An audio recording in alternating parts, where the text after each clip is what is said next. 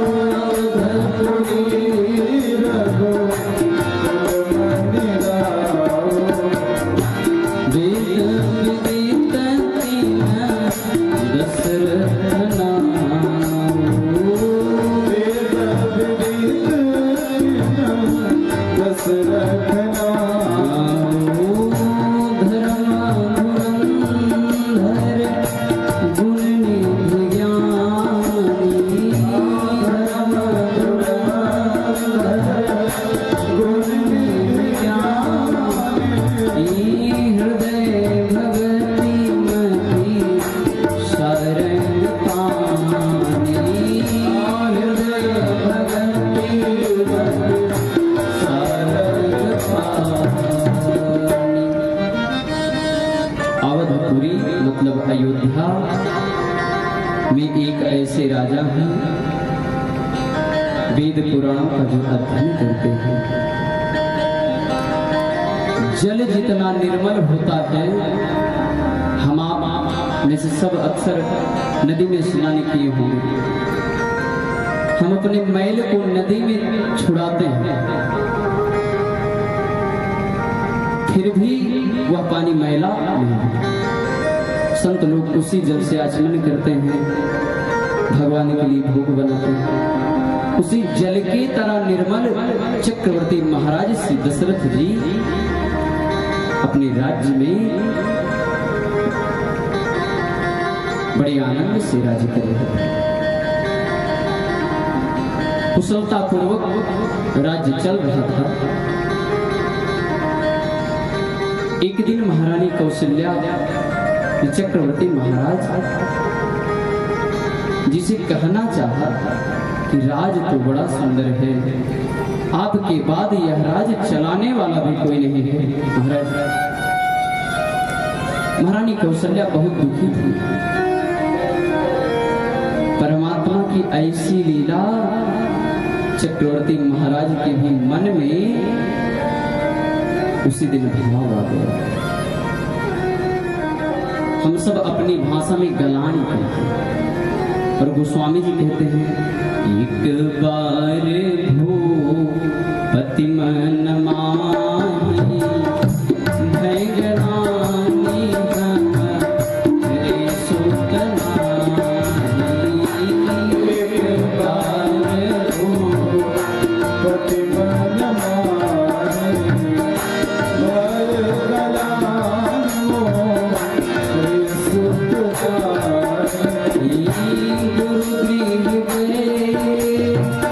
तुरंत नहीं पल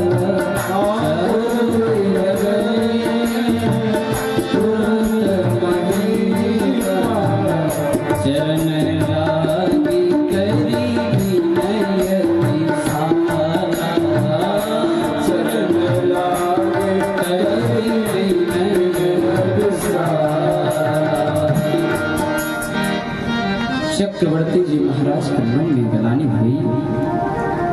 और कब गलानी हुई? चौथे पल में, 75 वर्ष के बाद चौथा पल प्रारंभ हुआ।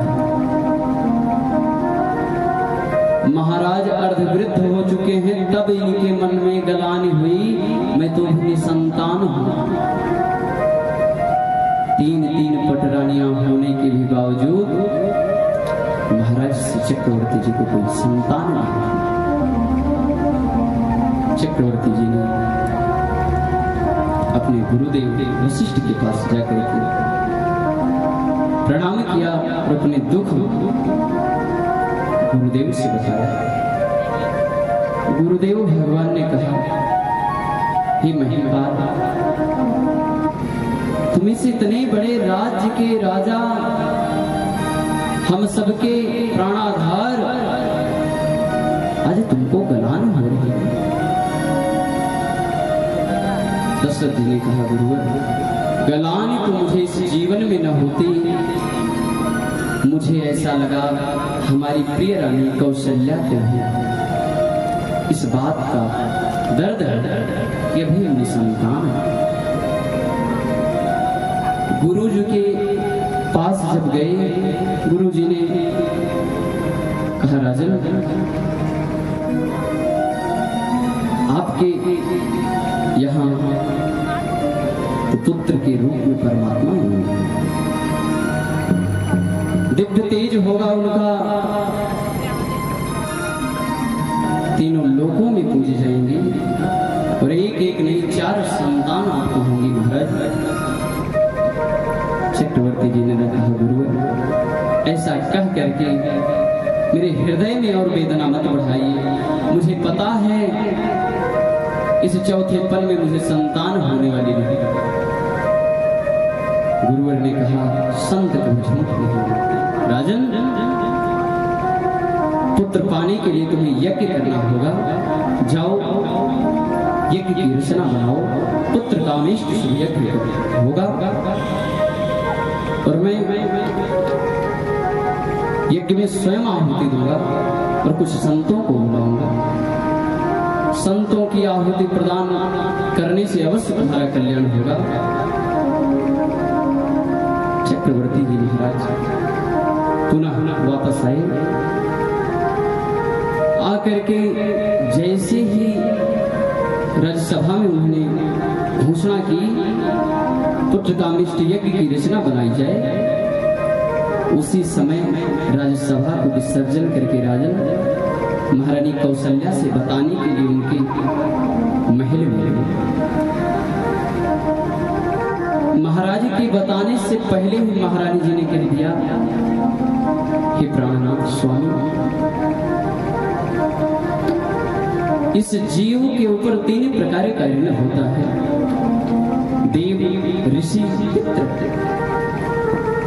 2 तो आप अपने हाथों से चुका देंगे, लेकिन पितृ ऋण से आपका उद्धार होने वाला नहीं। महारानी कौशल्या की इस बात को सुन करके चक्रवर्ती जी महाराज गिड़गिड़ा उठे, आंखों में आंसू आ गए। चक्रवर्ती जी ने कहा, देवी, आज ही मैं अपने गुरु वशिष्ठ जी से इस बात की चर्चा करती हूँ। उन्होंने कहा है, राजा धीर धीरो, 4 पुत्र होंगे, त्रिलोक में उनकी पूजा होगी। कौशल्या जी ने कहा, हमको विश्वास है, हमको भी लेकर के चलिए। चक्रवर्ती जी महाराज 3 रानियों समेत पहुंचे हैं वशिष्ठ जी के पास। वशिष्ठ जी ने कहा, राजन, रानियों को लेकर के आने की क्या आवश्यकता थी? सबने क्रमशः प्रणाम किया। दशरथ जी ने बताया, इन सबके मन में विश्वास नहीं है। वशिष्ठ जी तो सोचे थे थोड़े दिन बाद यज्ञ का आयोजन करेंगे, रचना बनेंगे उसके बाद, लेकिन तुरंत ही उन्होंने अपने शिष्यों को आदेश दिया। क्या कहा? जाओ श्रृंगी ऋषि को बुला के लाओ और राजन, आप अपने राज्य में तुरंत ही यज्ञ की तैयारी बनाइए। गोस्वामी जी यहाँ कहते हैं, श्रृंगी ऋषि वशिष्ठ बुलाए,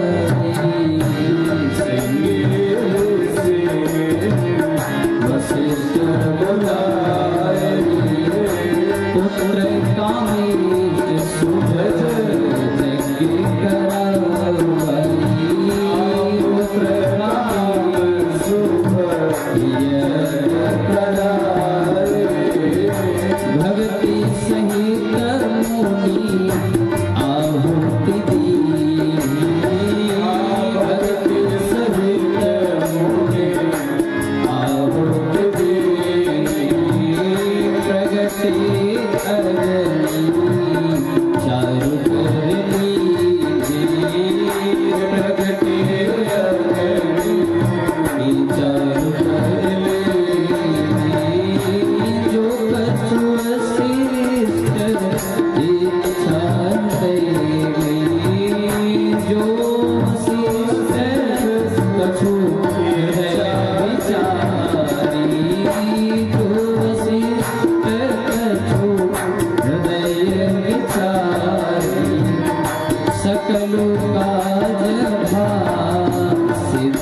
तुम्हारी ये सकल काज सिद्ध तुम्हारी।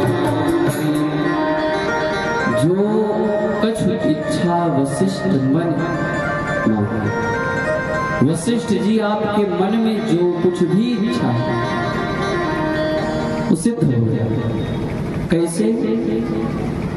अग्नि की पूर्णाहुति जब श्रृंगी ऋषि देने लगे, ठीक उसी पूर्णाहुति को पा करके अग्निदेव यज्ञ से उत्पन्न हुए और हाथ में चैरु माने खीर का प्रसाद लेकर उत्पन्न हुए। महाराज खीर का प्रसाद लेकर के अग्निदेव उत्पन्न हुए। वशिष्ठ जी के हाथों में उन्होंने दिया, गुरुवर इस यज्ञ के आप यज्ञाचार्य हैं। यज्ञ सम्राट चक्रवर्ती दशरथ महाराज जी के कुल गुरु वशिष्ठ जी आप हैं। आप अपने हाथों से इन रानियों को यह प्रसाद दे दो, अवश्य ही पुत्र होगा। महाराज प्रसाद अपने हाथ में वशिष्ठ जी ने लिया। श्रृंगी ऋषि का बहुत सम्मान चक्रवर्ती जी ने किया है। हम आप यज्ञ करवाते हैं, थोड़ा सा धन दे करके 4 बार पंडित जी को डांटते हैं। बहुत देर नहीं हुआ है, पता है कितनी देर लगी? महाराज सीखना है तो चक्रवर्ती महाराज से सीखिए। चौथे पल में यज्ञ किए, तुरंत यज्ञशाला बना। यज्ञ के विद्वान ब्राह्मण तुरंत बुलाए गए। तत्क्षण यज्ञ प्रारंभ हुआ, यज्ञ पूर्ण हुआ तो एक एक संतों को एक एक रथ के स्वर्ण समेत स्वर्ण के रथ पर विराजमान करके स्वर्ण आदि आभूषण देकर के विदा किया। जिस संत के मन में जो इच्छा रही होगी देख करके ही पूर्ण हो गई होगी, मांगने की बात नहीं। महाराज सभी ऋषियों को चक्रवर्ती जी ने विदा किया है और विदाई पा करके विप्र बड़े प्रसन्न हुए। ब्राह्मणों को जब दक्षिणा मिलती है बड़े प्रसन्न हो जाते हैं। क्यों? आज एक माँ अपने बच्चे को जब जन्म देती है, उसका पालन करती है, अपने हाथों से खिला करके उसे बड़ा बनाती है, वह बच्चा जब भगवान की कृपा से कहीं नौकरी इत्यादि में लग जाता है और जाने लगता है, सबसे ज्यादा गलानी माँ को होती है। क्योंकपिताजी तो जीवन भर डांटे हैं उसको, लेकिन माता ने स्नेह किया है। महाराज उसी प्रकार की जो ब्राह्मणों की माता होती है, विद्वान पंडितों की जो माता होती है, 14 वर्ष तक 10 वर्ष तक अपने पुत्रों की सेवा करती हैं और इस संसार के कल्याण के लिए उनको वेदाध्ययन के लिए भेजती है। जिस बच्चे को अपने आंचल में पाला और नौकरी जाते समय जहां धन कमाने जा रहा था, महाराज धन लेकर के आता, तब माँ को दुख हुआ।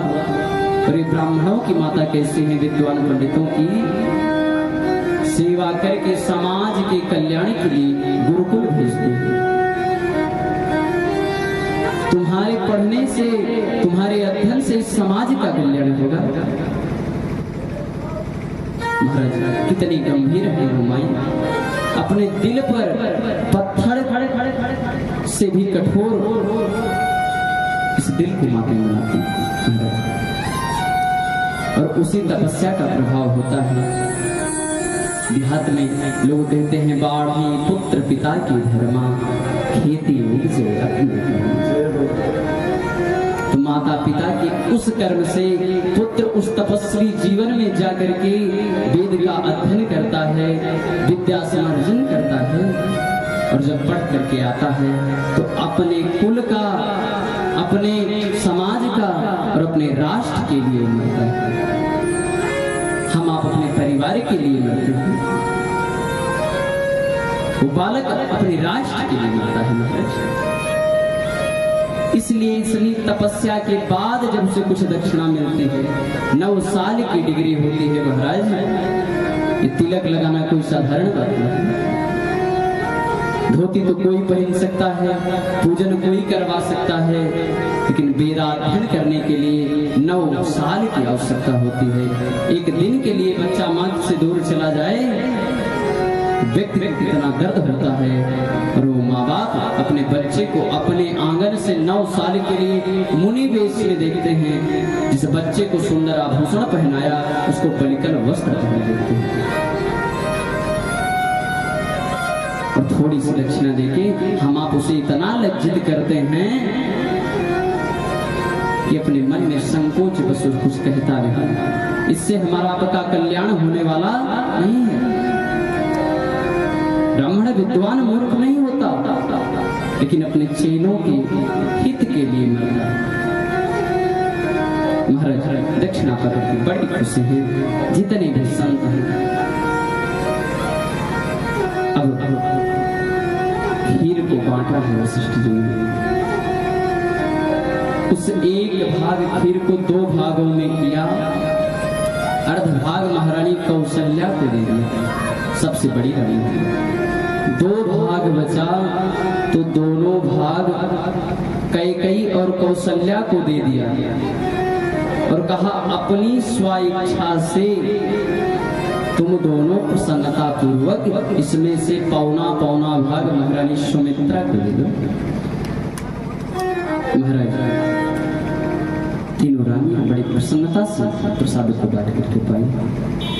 2 रानियों के प्रसाद को पाने के नाते महारानी सुमित्रा के गर्भ में 2 बालक और एक प्रसाद पाने के नाते कैकेयी और कौशल्या जी के गर्भ में एक बालक भ्रूण के रूप में आ गई। जिस दिन से परमात्मा गर्भ में आए पूरे राज्य में सुख संपत्ति आनंद की वर्षा होने लगी। मानो इंद्रलोक आज अयोध्या बन गया। वैकुंठनाथ भगवान चक्रवर्ती जी महाराज के रूप में विराजमान हो गए। बड़े आनंद का उत्सव चल रहा था। गोस्वामी जी कहते हैं जी दिन ते हरि गर्भ सकल लोक सुख संपत्ति छाए।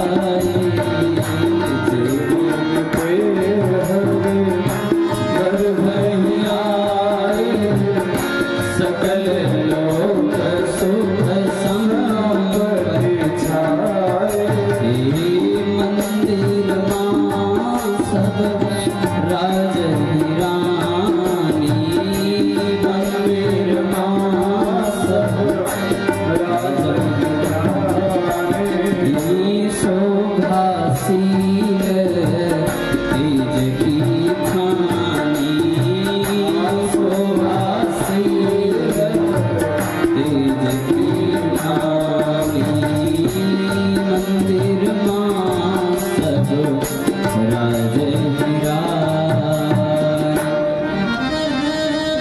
महाराज पूरे राज्य में अब केवल राजा रानी ही दिखाई पड़ते हैं।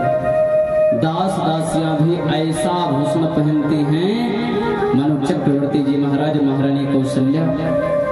क्यों? क्योंकि महाराज इतने खुश हैं कि इस चौथे पन में मुझे संतान होने वाली खूब दान करते हैं और दान पा करके सब खूब सजे हैं।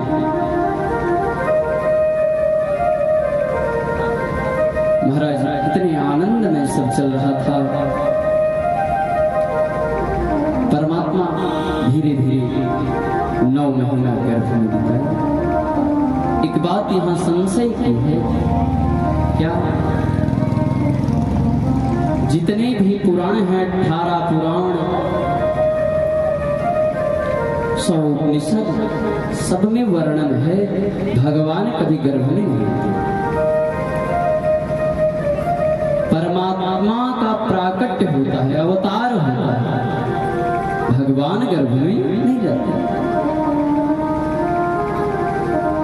ये बात सत्य है। परमात्मा कभी गर्भ में नहीं जाते। गर्भस्थ जीव जो है परमात्मा का ही अंश होता है, वह अंश ही गर्भ में पलता है। और पावन तिथि आ रही है, मधु महीना आ रहा है, भगवान के जन्म का समय हो रहा है। गोस्वामी जी कहते हैं, नवमी तिथि मधुमास पुनीता, शुक्ल पक्ष अभिजीत है प्रीता। नवमी तिथि मधुमास पुनीता, शुक्ल पक्ष अभिजीत है प्रीता। नवमी तिथि आई, मधुमास, और परमात्मा शुक्ल पक्ष में जन्म लिए। एक महीने में 2 पक्ष होते हैं, कृष्ण पक्ष और शुक्ल पक्ष।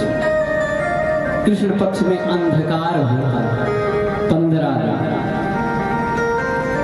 और शुक्ल पक्ष में प्रकाश होता है। भगवान श्री राम जब अवतार लिए शुक्ल पक्ष, प्रकाश के पक्ष में ही परमात्मा ने अवतार लिया है। क्यों? क्योंकि परमात्मा के आने से पूरी सृष्टि प्रकाशित होने वाली है महाराज। यहाँ पर संतों का बड़ा अच्छा कथन है। जब भगवान का जन्म हुआ ना, तो चंद्रमा जी बड़े उदास हैं। क्यों? भगवान सूर्य वंश में आए, दिन में आए, ठीक 12 बजे। चंद्रमा जी खड़े थे, दिन में भी चंद्रमा दिखाई पड़ते हैं, लेकिन सूर्य जी इतने खुश हो गए, अपने तेज को बढ़ा करके आकर के अयोध्या के ऊपर भी खड़े हो गए। चंद्रमा जी को दर्शन करने के उन्होंने प्रार्थना किया, भगवान आपका मैं क्या बिगाड़ा था, मेरे ही तेज से आप में प्रकाश आने वाला है, मैं ही आपके इस मुखार बिंदु पर विराजमान होऊंगा, मेरा त्याग मत करिए ना। भगवान ने कहा, चंद्रमा दुख मत करो, अगली बार मैं चंद्रवंश में आऊंगा, ठीक रात्रि के 12 बजे आऊंगा, तुम्हारे ही वंश में आऊंगा, जब तुम पूर्ण रूपेण दिखाई पड़ोगे और गर्भ में उस कारागार में प्रकाश होगा, तब मैं तुम्हें आऊंगा। अगली बार भगवान कृष्ण के रूप में चंद्रवंश में उतर लिए। नवमी तिथि आई और परमात्मा हमारे प्राकट्य होना है। सभी देवता, यक्ष, नर, सुर, गंधर्व सब प्रसन्न। दिन के 10 बजे, 11 बजे, 11:30 बज गए, 11:45 बज गए, तो महाराज नवमी तिथि के दिन ठीक दोपहर के जैसे 12 बजे महारानी कौशल्या के कक्ष में एक प्रकाशित पुंज का प्राकट्य हुआ। बोले श्री रामचंद्र भगवान की जय। चतुर्भुज रूप में नारायण का प्राकट्य हुआ महारानी कौशल्या के कक्ष में, और ऐसा प्रकाश हुआ मानो पूरी अयोध्या प्रकाशित हो गई। देवता लोग पुष्पों की वर्षा करते करते स्तुति गाने लगे। क्या गाते हैं? भय प्रगट कृपाला दीन दयाला कौशल्या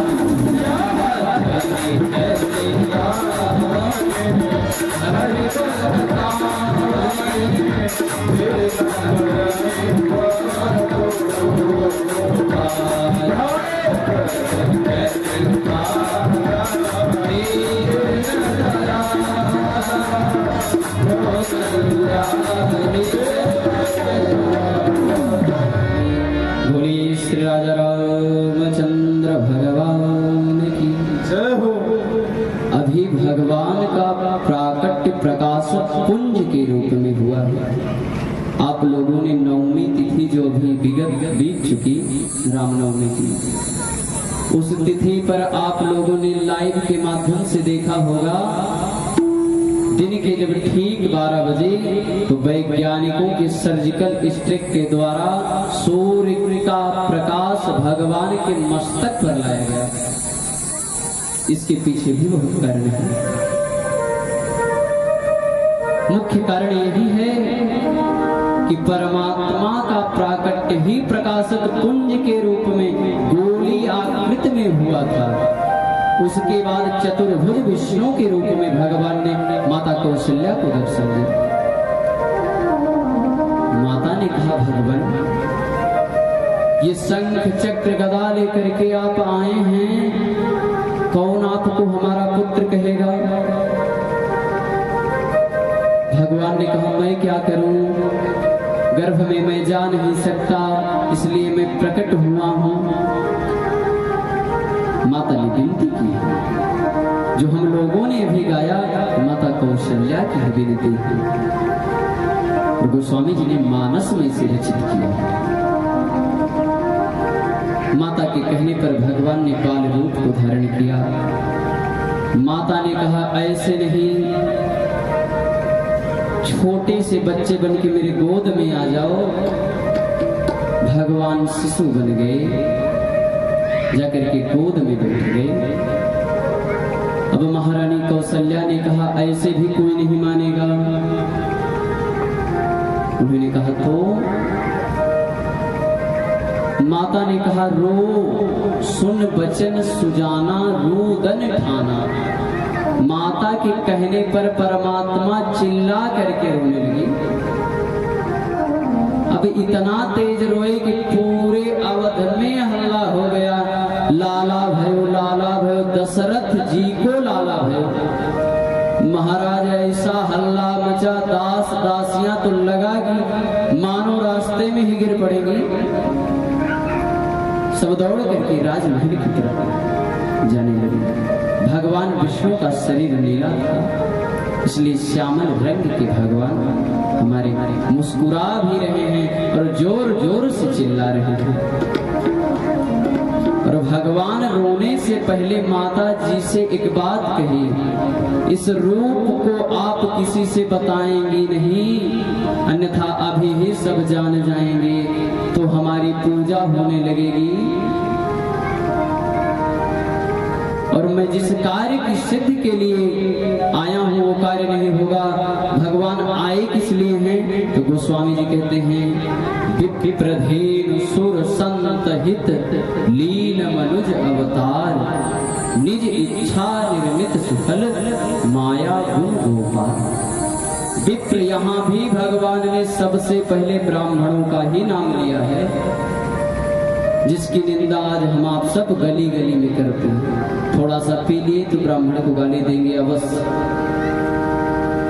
जब स्वयं परमात्मा जिसका नाम लेकर के इस धरा पर आए हैं, जिसकी रक्षा के लिए, उसका कोई कुछ बिगाड़ नहीं सकता।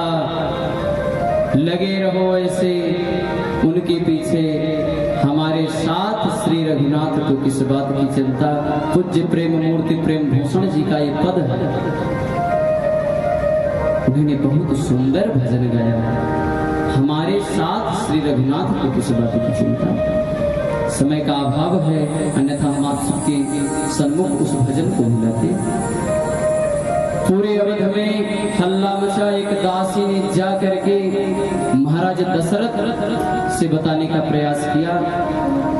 महारानी कौशल्या और दशरथ जी के महल के बीच में एक दीवार थी। राजमहल की दीवार बड़ी मोटी होती थी।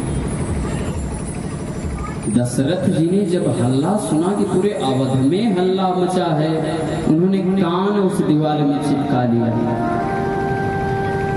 और कहते क्या है बाबा, दशरथ पुत्र जन्म सोनी आना, जन्म सोनी आना, जन्म सोनी हो।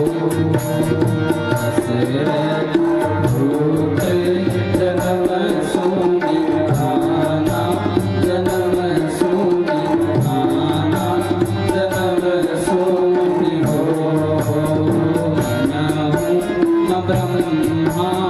ब्रह्मानंद समाना हो, ब्रह्मा समंद समाना, ब्रह्मानंद समाना हो। दशरथ जी के कान में उस बच्चे की चिल्लाने की आवाज गई। महाराज परमानंद आ गया दशरथ जी को। ये आनंद नहीं जो इस बाजार में हमको आपको मिलता है। कहाँ? थोड़ा सा चाट खा टिकिया, आनंद आ गया। ये आनंद नहीं, परमात्मा के अवतार का आनंद। मानो हृदय छाती दशरथ जी की गदगद हो गई। चौथे पन में हमको शुद्ध मिल गया। महाराज अपने खजाने को खोल दिए, जितना हो सके दान दो। ब्राह्मणों को बुला करके तमाम प्रकार से दान दिया है चक्रवर्ती महाराज ने। स्वर्ण हीरे मोती जवाहरात वस्त्र भूषण हाथी घोड़े बहुत कुछ दान किया महाराज। और अवध के राजकोष में कोई थोड़ा सा खजाना भी नहीं था महाराज। कुबेर की संपत्ति अवध में थी। बहुत दान किया चक्रवर्ती जी ने। उसका 4 गुना दान महारानी कौशल्या जी ने किया। क्योंकि जिस देश की वो रानी थी वह राज्य भी कोई कौशल देश, कोई कमजोर देश नहीं, शरणों का देश माना जाता है। बहुत दान किया है राजा और रानी ने। और दशरथ जी के जब ब्रह्मानंद आया, उनको लगा कि मनो सृष्टि की सम्राट होते हुए भी आज मैं जो अनुभव कर रहा हूं वो अनुभव मुझे इस जीवन में नहीं मिला था। इतने बड़े राज सत्ता पर बैठ करके राज्य का पालन करने के बाद भी मुझे वो आनंद नहीं मिला जो आज दीवार में गाने लगाने से मिल गया। परमात्मा के रुदन का आनंद कोई साधारण आनंद नहीं था। तुरंत चक्रवर्ती जी महाराज जी ने बाजा वालों को बुलवाया,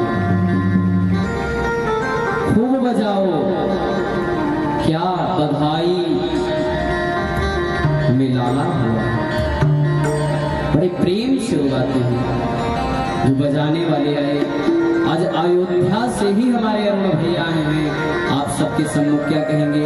सब लोग अवध में आनंद भयो जय रघुवर लाल की। अवध में आनंद जय रघुवर लाल की। अवध में आनंद भयो जय रघुवर लाल की।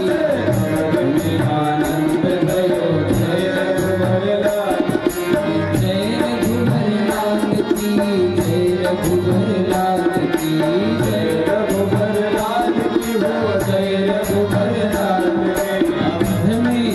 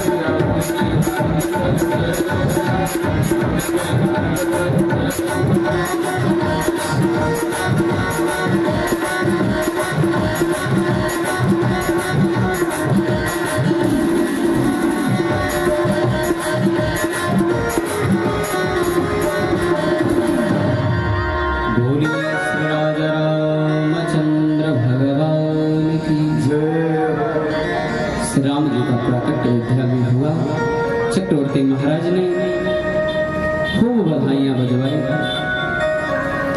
और यही नहीं, कुछ समय के बाद दासियों ने सूचना दी, कई माता को एक और सुमित्रा माता को दो पुत्रों का जन्म हुआ है।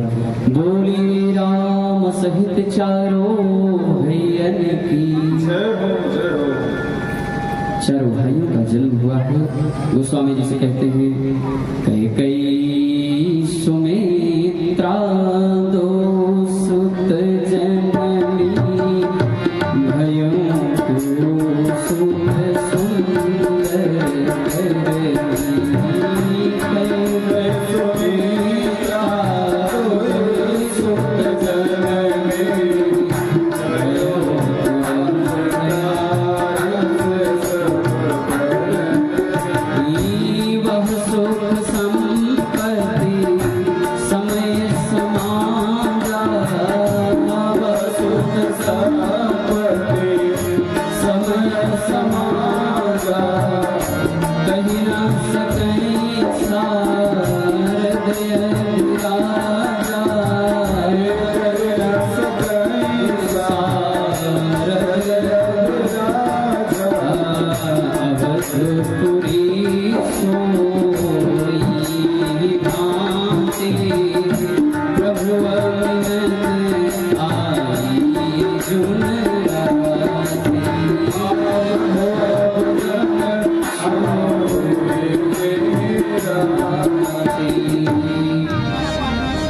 पुत्रों का जन्म चक्रवर्ती जी महाराज हुआ।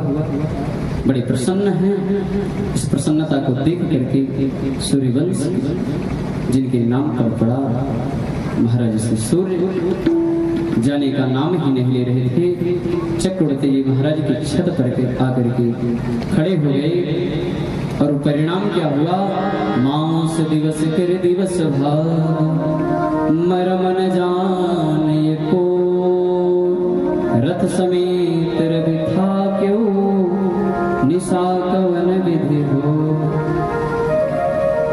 सूर्य भगवान थक गए चंद्रमा जी के ठेलने से, आगे बढ़े और आज की कथा हम सब यही विश्राम देंगे। समय का अभाव है, 3 दिवस में ही कथा संपन्न करनी है। भगवान की जन्म से राज्याभिषेक तक की कथा हम सब सुनेंगे। कल 6 से 9 कथा का समय होगा। आप सब सपरिवार इस कथा का लाभ उठाएं और हमारे सेठ जी के द्वारा आयोजित इस कथा को संपन्न बनाएं। अवध की तरह आज हम सब भी यहाँ आनंद थोड़ा सा मना लें। उसके बाद भगवान की मंगलमयी आरती और हम सब अपने अपने घर के लिए प्रसाद के साथ प्रस्थान करेंगे। प्रगटे चारों भैया अवध में बाजे बधैया। प्रगटे हैं चारों भैया अवध में बाजे बधैया। प्रगटे हैं चारों भैया अवध में बाजे बधैया। बाजे बधैया बाजे बधैया।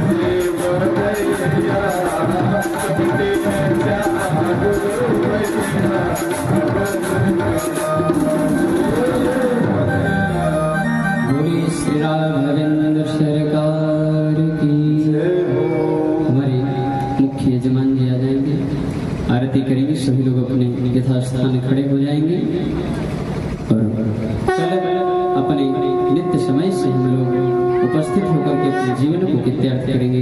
जय श्री राम, जय श्री राम।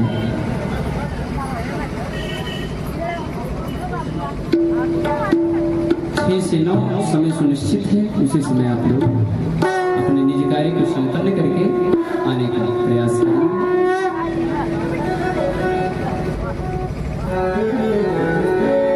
हरि ओम आंजनेय मंडलीकरणं, हरि ओम ईरगं हरि प्रजननं देव सदशिवीरगं सर्वगणगं स्वस्ति आत्मसरि प्रजाशरि पशुशरि लोकसन्नभयशरि अग्निः प्रजा बहुरामि कैरोपण्णं पयोरेको तस्माशुभक्ता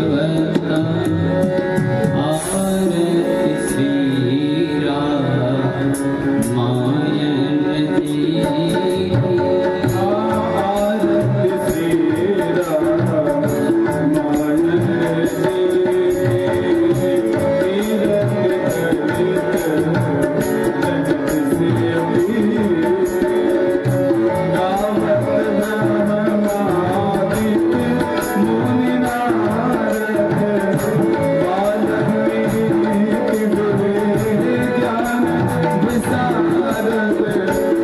This